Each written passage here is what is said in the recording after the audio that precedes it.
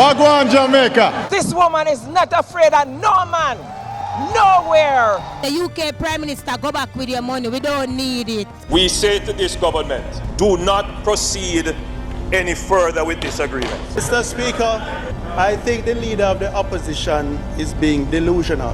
Hello, I'm Karlene Brown. And I'm Damion Mitchell with the year in a moment, the countdown of the top 15 stories for 2015 based on your readership of the Gleaner Online.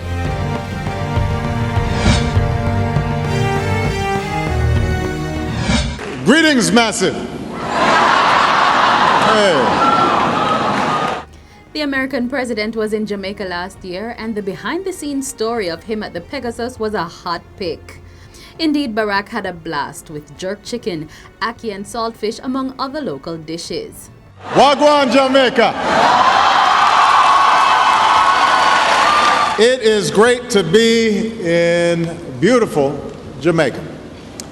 Not only because I'm proud to be the first president of the United States to visit in more than 30 years, but because I just like the vibe here. In November, the university fraternity was left stunned after a medical technology student at the University of Technology was murdered in the Hope Pastors community on her way home from school. Shanique Walters was shot dead after she rejected the demand of a robber to hand over her school bag and instead ran off. Gangster girls booted. It was the story of the expulsion of several girls from the Queen's School. The girls had been cited for several misdemeanors and improper conduct. Jamaicans woke up to the news one April morning that a policeman killed by a colleague during a robbery in Hanover had been linked to several other crimes in the parish. The incident involving Constable Kamar Beckford had sent shockwaves through the Jamaica Constabulary Force. The 11th most read story for 2015 detailed how Jamaicans were latching on to a new get-rich-quick scheme despite a US-based company denying that it was operating locally. World Ventures Holdings was forced to clear its name after people were purporting to be operating on its behalf. Then, in December, the death of dancehall artist J Capri, weeks after she was left unconscious following a car crash in Barbican, St. Andrew.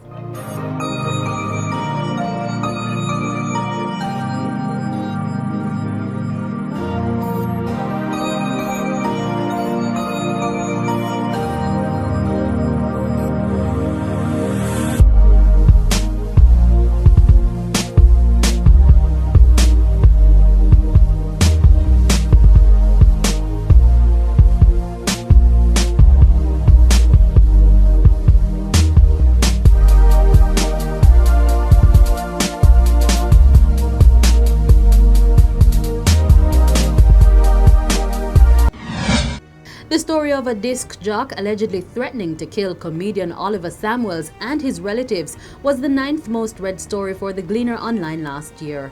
Following reports of the threats, the court revoked the bail of the 29-year-old disc jock, Junior Somerville, who had been arrested and charged with extortion, threatening to commit murder, and larceny.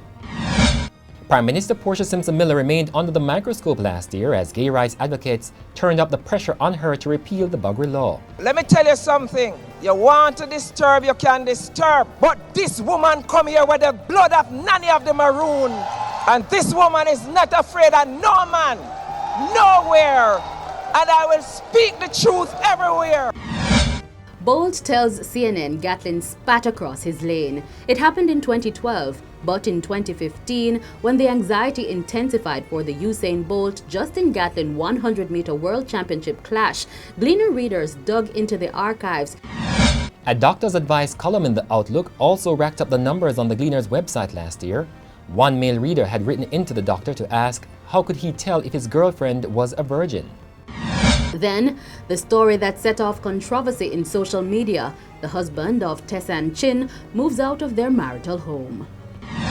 The murder of 6 members of one family in Green Island, Hanover was the 4th most read story for 2015. It happened hours after one of the victims returned from the United States for a vacation with her relatives.